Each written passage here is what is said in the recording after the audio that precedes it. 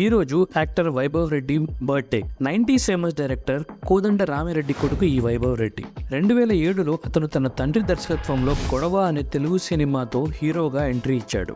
Director Venkat ప్రభు సినిమాలైన సరోజ, గోవా, మన్కథ, చెన్నై 28 మరియు couple, Ambala, అరణ్మయి 2 మరియు మీ ఆదమన్ వంటి సినిమాలతో తన నటనకు అతను బాగా పేరు పొందాడు. 2014లో రిలీజ్ అయిన డమాల్ డుమీల్లో మొదటిసారి సోలో లీడ్ రోల్ చేశాడు. ఇందులో అతను సాఫ్ట్వేర్ ఇండస్ట్రీ ప్రొఫెషనల్గా నటించాడు. అతను బాలీవుడ్ సినిమా కహానీకి రీమేక్ అయిన అనామికలో కూడా నటించాడు.